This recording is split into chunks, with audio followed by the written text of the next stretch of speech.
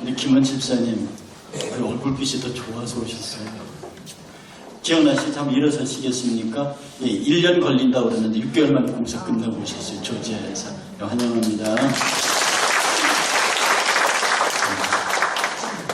오늘 새 신자 두 분을 소개하겠습니다. 아베 힐스테이트에서 오신 분인데 김나영 성도님 어디 계십니까? 잠깐만 일어서 주시겠습니까? 예, 잠깐만 서 계십시오. 그리고 우리 정구형 성도님 대화동에 계시는 분, 예, 두 분을 진심으로 주의 이름으로 환영합니다.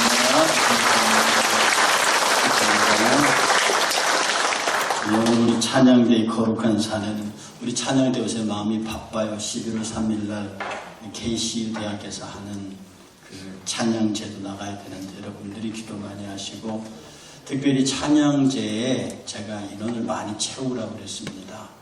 그래서 40명 만들려고 그랬더니 성가대원 중에 누가 목사님 들어오세요 그러더라고요. 들어가시오. 뭐 못 갈 거 없습니다. 그래서 제가 저 포함해서 우리 목회자 4명 보태줄 테니까 저까지 좀 5명이다.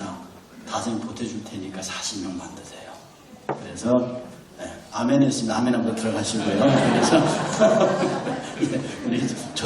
우리 조성님 들어가시길 바랍니다. 그래서 여러분들이 이런 기회에 성가대 인원도 늘리고 또 바깥의 교회에게 좋은 충격도 주고 정말 이번에 목회 5명 꼭 낄 테니까 자리 주시고요.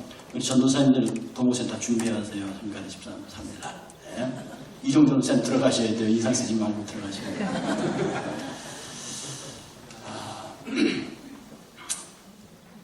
어떤 아주 예쁜 아가씨가 있었습니다. 그러니까 한 청년이 한눈에 반했단 말이에요. 지금처럼 핸드폰이 있고 SNS가 있으면 다양한 모양으로 사랑을 고백하겠는데 그때는 정말로 연필로 그러니까 잉크로 쓰느냐 연필로 쓰느냐 이런 시대여서 편지를 썼습니다. 내용은 I love you. 한 장을 보냈는데 답이 없습니다. 또 보내 답이 없습니다. 작심을 하고 매주 보냅니다. 답이 없습니다. 매일 보냅니다. 답이 없습니다. 화가 난 총각이 하루에 3통을 보냅니다. 아침에, 저녁에, 점심때 막. 그 정성에 감동한 아가씨가 결혼을 하는데 누구하고 했는고 하니 그 편지 쓴 총각이 아니라 그 편지를 갖다 놔른 집배우는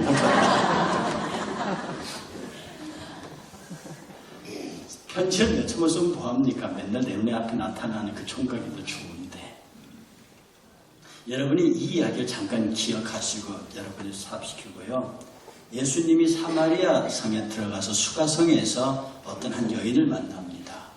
이 이야기가 워낙 유명한 이야기를 잘 아실 테니까 뭐 예수님이 네 남편이 지금 네 남편이 아니라고 그러고 남편이 5이 있다 그러니까 이 여자가 놀래가지고 내가 보니 당신이 선지자입니다. 맞다 선지자다. 그런데 우리는 여기서 예배 세켐이라는 데서 예배하는데 당신들은 예루살렘에서 예배한다고 합니다. 그래 우린 예루살렘에서 예배 구원은 유대인에게서 나니까 이스라엘 백성들은요 사마리아 사람들을 정말 싫어합니다. 사마리아인들이 유대인들이거든요. 그런데 왜 사마리아 유대인들이 싫어하느냐 하면 옛날에 바벨론이 이스라엘 침범해갖고 몽땅 싹 잡아가지고 나일강으로 가버렸습니다. 그러니까 나일강에다 풀어놓고 거기다 살게 하니까 거기에 종교 지도자, 정치 지도자, 군사 지도자 다 잡아가지고 그걸 갖다 놓고 이 예루살렘에는 그냥 보통 평민과 하층민들만 남겨놨어요. 그리고 바벨론이 자기 정복지에 각 피정복지 사람들을 끌어다가 거기다 혼혈을 시켜놨거든요. 그러니 이스라엘 사람들이 제일 싫어하는 게 피 섞는 겁니다. 어쨌든 이제 바벨론이 망하고 페르시아 고레스 황제에 의해가지고 포로 귀환령을 따라서 이스라엘 학사 에스라, 느헤미야 이런 사람들이 사람들을 끌고 예루살렘에 돌아오니까 여기에 남아있는 이스라엘 사람들이 전부 혼혈을 해가지고 완전히 혼합적이 돼 있는 겁니다. 그러니까 학사 에스라, 느헤미야가 화가 나가지고 다 쫓아내고 어디로 쫓아버리냐? 사마리아로 쫓아버립니다. 그래서 사마리아 사람들은 이스라엘 백성은 이스라엘인데 반쪽 이스라엘이에요. 그 유대인들이 너무 미워했습니다. 그래서 예수님이 거기에 들어갔다는 것 자체만으로도 이스라엘은 용서가 안 되고요. 이런 비유 가운데 선한 사마리아인 비유하잖아요. 그러니까 막 유대인들이 팔짝팔짝 뛰는 겁니다. 정말 지옥의 땔감보다 이방인보다 더 못한 사마리아 사람을 선하다 하니까 막 그 당시 지도자들이 뒤집어지는 거예요. 그런 만큼 싫어했습니다. 그런데 거기 수가성에서 여인을 만났는데 우리는 여기서 예배하는데 세겜 여기서 예배하는 당신은 예루살렘에서 얘기한다고 합니다. 그래 예배할 때가 진짜 예배할 때가 오는데 그 예배 때는 지금 이때다.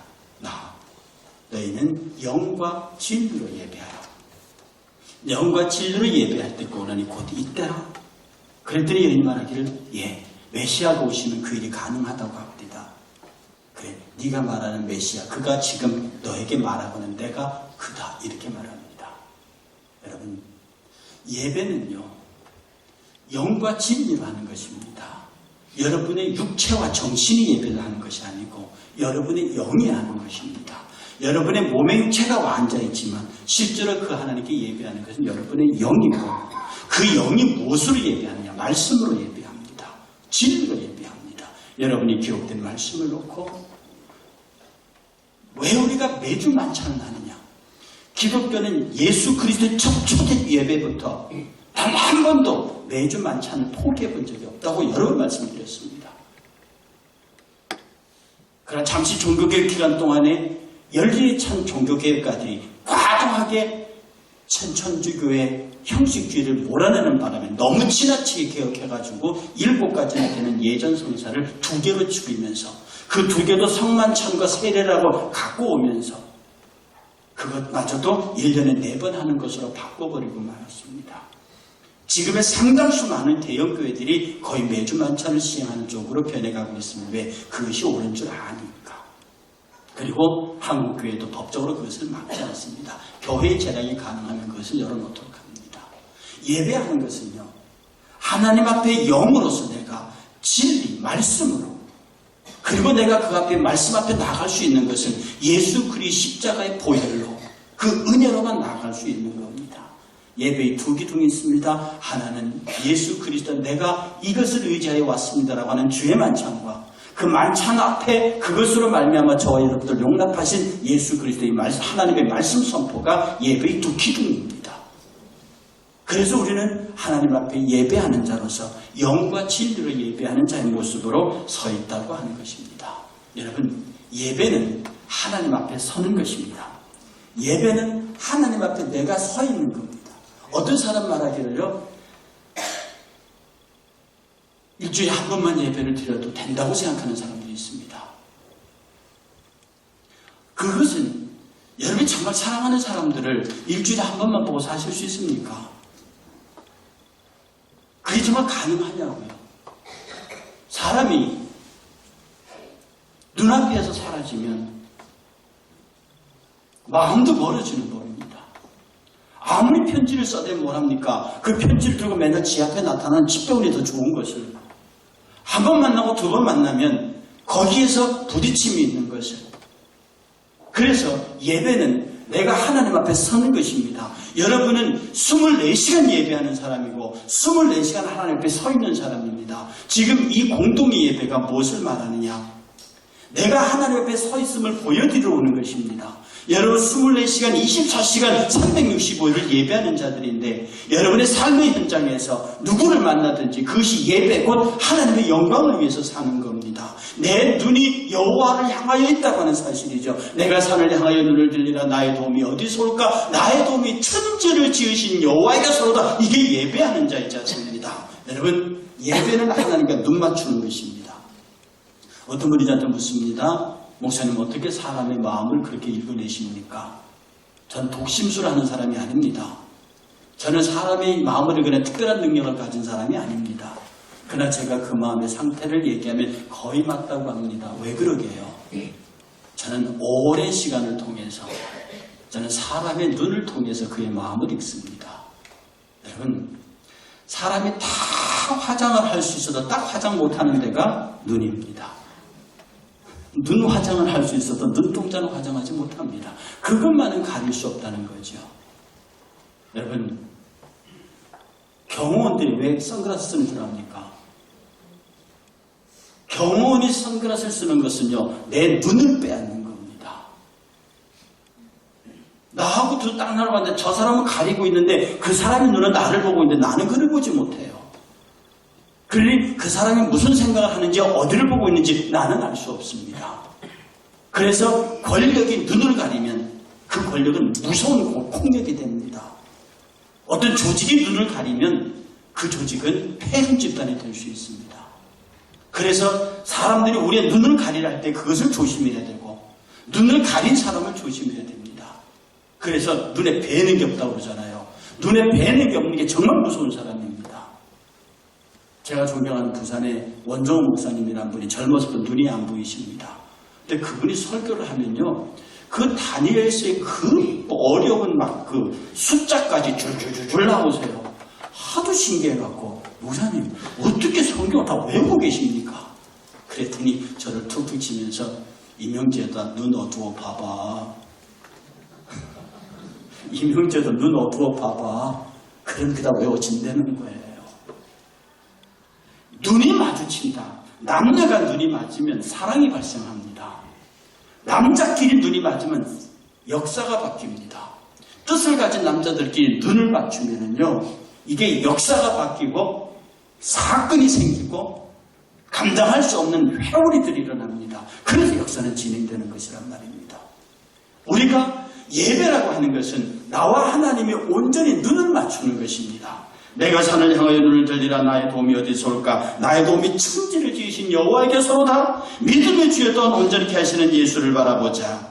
모든 사람의 눈이 주를 앙망하오니 주는 때를 따라 그들을 먹을 것을 주시며 손을 펴사 모든 생물의 소원을 만족하게 하시도다. 하늘에 계시는 주여 내가 눈을 들어 주를 향하나이다. 예배는 내 모든 시간과 내 모든 삶의 영역에서 주를 향하여 내 눈을 지켜시키는 것이고 나와 주의 눈맞춤이 지속적으로 진행되는 것입니다. 여러분은 주를 향하여 서 있습니까? 그러니 여러분들이 주를 향하여 눈을 맞추고 선 사람은 모든 삶의 현장에서 주를 만날 뿐 아니라 이 예배로 저는 새벽기도 나오는 분들을 귀하게 여기는 것이, 수요일과 금요일 나온 사람들을 귀하게 여기는 것이, 요새는 제가 설교를 하면 일부 설교가 더 좋은 것 같아요. 똑같은 설교를 1, 2부 나눠서 하는데 일부 성도는 40명 남짓도 옵니다. 숫자가 적어요. 그런데 교회 봉사자들입니다. 그런데 그들을 향하여서는 더 간절한 마음, 여러분 보고 안 간절하다는 게 아닙니다. 그들 정말로 그들을 향하여서 내가 무엇인가 하나는 더 그들 앞에 서야겠다는 생각을 하게 됩니다. 이 간절함이 여러분이 하나님 앞에 섰을 때도 하나님께서 나의 눈을 향하여 주목하여 보아달라고 하는 관심, 하나님 내 편을 달라는 관심, 하나님께서 한 번에도 내 눈에서 여러분의 자녀들이 여러분과 눈을 맞추려고 하는 그 간절한 심정으로 주님 앞에 서려고 하는 그 노력, 그것이 바로 예배입니다. 여러분이 저기 스킨스몰에 그 우리 조준환 집사님 아들이 청소년 소아과를 열었거든요. 제가 이렇게 약해 보이는 집사람이 자꾸 주사 맞으러 가자 그래서 토요일 갔습니다. 갔는데 사람이 많아요. 여러분 저기 병원에 사람이 많은 게 좋은 겁니까? 나쁜 겁니까? 대답 잘 하시죠. 여러분 병원에 사람 많은 건 나쁜 겁니다. 교도소에 사람 많으면 안 되잖아요. 그러니까 교도소에 사람 많으면 안 되고 병원에 사람 많은 건 안 되는데, 그래서 들어가면서 저희 진짜 물었습니다. 얼마나 기다려야 돼요? 그러니까 한 40분 정도 기다려야 된다요. 그래서 가자. 다음에 오자. 그러면서 이렇게 병원에 사람이 많지 이게 기분이 나빠야 되는데 왜 이렇게 웃으면서 나왔을까요? 해버리시고 이게 안으로 굽는 거예요. 병원에 사람이 많으면 안 된다는 객관성에 비해서 우리 교회 집사님의 아들의 병원에 손님들이 많다는 것이 나쁘지 않는 거예요. 제 딸이 미국에 있을 때 물었습니다. 아빠 왜? 혹시 아빠 사위가 흑인이면 어때? 와, 빵! 섰습니다. 순간적으로 당황합니다. 이렇게 말했습니다. 아빠는 인종차별주의자가 아니야. 흑인이든 중국인이든 네가 좋아하는 사람이면 돼. 그렇게 말해. 여기는 오피셜한 대한민국 교수 아빠의 대답이다. 그러나 너의 아빠로서는 좀 곤란하다. 이렇게 말했습니다. 그러니까 앞에 것은 오피셜한 밖에 나가도 괜찮은 대답이고 이것은 네 아빠로서 인간적인 대답이다. 그러니까 그럼 너 누구 있냐 했더니 아니야 그럼 갖다 놓고 전화를 끊었거든요. 할렐루야. 지금 미국 아니고 중국에 있습니다. 근데 여러분 정말로 내가 사랑하는 사람이, 내 관심의 영역에 있는 사람이, 나하고 눈을 맞출 수 있는 사람이, 그의 작은 허물이 있다고 하더라도 그 손은 안쪽으로 굽게 되어 있습니다. 여러분이 얼마나 잘났는데요. 여러분이 얼마나 멋지고 훌륭한데요. 얼마나 대단한 사람들입니까? 그런데도 불구하고 여러분이 그와 눈을 맞추면 여러분의 허물에도 불구하고 그는 여러분을 향하여 팔을 굽히십니다. 누구도 내 아들은 못 건드린다. 누구도 내 딸은 못 건드린다. 그래 좀 모자라. 그래 좀 허물이 있어. 그러나 이는 내 사랑하는 아들이니라. 내 사랑하는 딸이니라. 이것이 예배하는 자를 향한, 조금은 부족하고 조금은 죄가 있고 조금은 추하여도 그가 나를 향하여 내 눈을 쫓아다니면서 나와 눈 맞추기를 원하고, 내가 눈을 향해 눈을 들어 주를 바라보면서 내가 주의 은혜를 구한다고 쫓아다니는 그를 하나님은 결코 우리의 여러 가지 크고 작은 허물 때문에 저와 여러분들을 내치지 않는다고 하는 것입니다. 예배하는 자의 승리가 그겁니다. 예배하는 자의 기쁨이 그것입니다. 내 비록 연약하고 내 비록 약하고 내 비록 죄가 많으나 그가 나를 사랑하시니, 내가 그의 눈을 사모하니, 내가 그의 젖을 사모하니, 내가 그의 말씀을 사모하니 그가 나를 향하여 팔을 접어주신다는 뜻입니다. 그러므로 예배하는 여러분들, 예배는 감격이 있어야 합니다. 예배하는 자는 감격이 있어야 합니다. 예배하는 자는 무엇인가 모르게 마음속에 흘러내리는 눈물이 있어야 합니다. 마음은 우는데 마음은 행복해야 합니다. 눈에서는 눈물이 흐르는데 그 손짓에는 즐거움이 있어야 합니다. 이것이 예배입니다. 이 예배를 준비하기 위해서 여러분, 이 예배는 반복되는 것이 아닙니다. 오늘 20일 11시에 드리는 이 예배는 다시 반복되지 않는다고요. 오늘 이 설교는 녹화돼서 다시 나가긴 하지만 이 살아있는 육성의 설교는 지금 이 순간이 마지막입니다. 여러분이 어떤 면에서 지금 드리고 있는 이 순간은 생애에서 마지막으로 주님과 눈을 맞추는 시간인지 모릅니다. 그러므로 우리 예배는 진지해야 되고요. 우리 예배는 모든 것을 하나님 앞에 드려서 이것이 내 마지막의 모든 것으로 하나님 앞에 드립니다라고 하는 헌신의 모양이 주와 주께 정말로 눈을 맞출 수 있는 그런 자리가 되기를 소망해야 한다는 겁니다. 해서 여러분, 예배 드리시면 안 됩니다.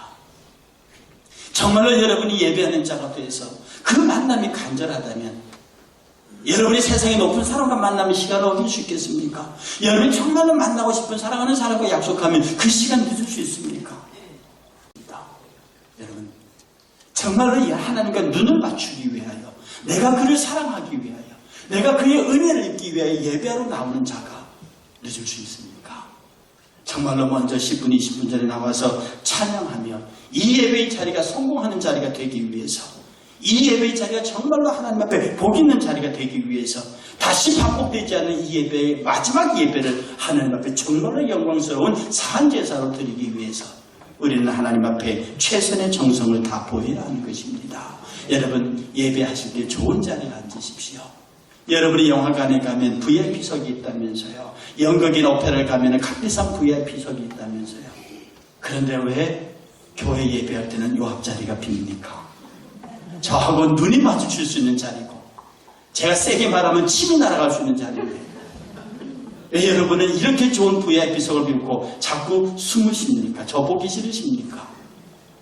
그렇게 저는 생각하지 않습니다. 그러나 여러분들이요, 정말로 세상 사람들이 자기들의 오락을 위해서 정하는 자리도 좋은 자리를 찾는데 예배하는 자가 왜 구석으로 숨어야 합니까? 왜 성도들이 안내하는 사람들이 앞으로 가세요 그러면 그것을 짜증을 내십니까?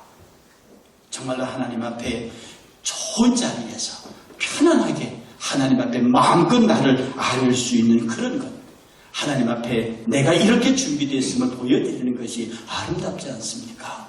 여러분의 하나님 앞에 예물을 준비하실 때요, 저는 습관적으로 깨끗이 새로 산 옷이나 세탁을 해온 옷은 주일날 입지 아니하고는 다르게 입지를 않습니다. 새 것을 구하면 전부 다 이렇게 먼저 씁니다. 저는 11조를 준비할 때 새 돈을 구할 수 없으니 수표를 준비합니다.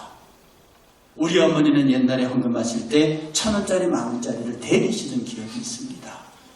뭐냐? 대렸다고 같이 올라가는 것이 아니고 안 대렸다고 가치가 없는 것이 아닙니다. 그러나 내가 이렇게 정성을 다하여 주일 예배를 하고, 여러분이 미국 사람은 썬데이 클로즈라고 해서 옷도 주일 예배를 깨끗하고 좋은 것으로 입고 합니다. 그것은 외식이 아닙니다. 그것은 형식주의가 아닙니다. 어떻게 하면 내가 하나님 앞에 아름답게 보일까? 어떻게 하면 내가 하나님 앞에 준비된 자로 보일까? 어떻게 하면 내가 하나님과 눈이 맞을 적에 주님이 나를 향하여 웃어주실까? 그것을 위해서 준비하는 작은 정성 하나하나가 바로 그런 것이라고 하는 것입니다. 여러분은 좋은 것으로, 처음 난 것으로, 하나님 앞에 귀히 여길 수 있는 마음으로 준비하고 주님 앞에 나와야 합니다. 그리고 예배할 때 우리는 기대해야 합니다. 하나님이 예배 속에 나에게 어떻게 응답하실 것인가? 여러분, 하나님은 우리에게 기적으로만 응답하시는 분입니다. 일상적으로 열심히 노력해서 하는 것은 세상 사람도 합니다. 여러분의 기도의 내용은요, 주여 내 이 기도의 응답에 열심히 공부해서 대학 가고 열심히 해서 취직하고, 이런 기도는요 세상 사람도 부처님 앞에서 그렇게 기도한다고요. 굳이 그런 걸 기도하지, 열심히 공부했는데 왜 대학을 못 갑니까? 그런 기도 말고 우리가 하나님 앞에 기도의 응답을 받아야 하는 예배의 기도는 사람들의 상상을 초월하고 감히 생각할 수 없는 것들을 이루어내는 그런 기도가, 그런 예배가 우리에게 살아있는 예배입니다. 여러분, 이 기적의 역사를 끌어내기 위해서는, 그렇게 만드는 우리의 삶의 기적의 역사가 일상이 되기 위해서는 예배하는 자들은 이미 우리의 일상과 상식과 생각을 초월해 계시는 그 하나님 어전 앞에 엎드려 있어야 하는 겁니다. 여러분, 옛날에 제가 좋아하던 드라마가 하나 있습니다. 뿌리 깊은 나무라고 하는 세종대왕을 다룬 드라마였어요. 저는 그 드라마를 정말 사랑했고, 그때 당시의 주인공의 대사를 제가 여러 번 반복하는 게 하나 있습니다. 집현전이 생기고 훈민정음을 창제하는데 대작 부작 채말리로부터 막 집현전 학자들이 길을 쓰고 반대합니다. 그리고 그들의 얘기가 뭐냐면, 왜 한글을 창제해야 됩니까? 특히 채말리 얘기가 왜 한글을 창제해야 됩니까? 한문이 있는데 그거에 따른 명나라가 관계가 틀리지 못하시려고요. 그리고 그 백성들이 다 글을 알게 되면 양반들은 뭐가 됩니까? 이래가지고 지속적으로 반복하여 이 말을 만들어야 되는 것을 논리적으로 설명해 주십시오. 논리적으로 이해시켜 주십시오라고 되들었습니다. 근데 세종대왕이 뭐라고 말하냐면, 신뢰라 하였느냐? 신뢰라 하였느냐? 지금까지 내가 한 일을 보며 그냥 믿어줄 수는 없겠느냐? 이렇게 말합니다. 지금 내가 한글을 창제하는 지금 내가 왕이 돼서 지금까지 해온 이 많은 일들을 너희들이 보지 않았느냐? 불가능한 것을 했고 정말로 하지 말아야 할 것을 해서 국민들의 삶을 이렇게 개선시켰는데 너희들이 보지 않았느냐? 그럼 이것을 믿어줄 수가 없느냐? 이렇게 말합니다. 제가 그 대사를 보면서 내가 하나님 앞에서 꼬박꼬박 따지고 있는 나를 발견했다니까요. 하나님, 이거 말이 안 되지 않습니까? 이게 상식이 어긋나요. 이건 보통 사람들의 생각이 아닙니다. 라고 이성적이고 지성적이고 한논리적인 것을 내가 따지고 있더라니까. 거기에 어떻게 하나님의 기적적인 역사가 일어납니까? 여러분, 하나님은 여러분에게 기적을 응답하기를 원하십니다. 그런데 여러분의 생각은 여전히 상식에 머물러 있고 보편에 머물러 있고 일반적인 기준에 머물러 있습니다. 저는 여러분에게 담임 목사로 호소합니다. 정말로 우리 교회는요, 비상식적인 순종들이, 말도 안 되는 순종들이, 말도 안 되는 예배들이 일어나서 하나님이 기적으로 응답할 수밖에 없는 그런 교회가 되기를 주의 이름으로 축복합니다. 믿는 사람에게는 설명이 필요 없습니다. 다만 믿지 않는 자들에게는 아무리 설명해도 소용없습니다. 믿는 자들에게는 설명이 필요 없습니다. 주께서 하시겠다는 것인데요. 우리의 합리성과 우리의 체계와 우리의 논리와 일반적인 상식이 하나님의 기적적인 역사를 막고 있다는 겁니다. 언제 설득할 것이며 언제 이해시킬 것입니까? 신뢰를 하였느냐? 이스라엘 백성들을 홍해로 가르고 출애굽시켜서 가나안에 올 때까지 그 많은 일으키신 일들을 너희들이 보지 않았느냐?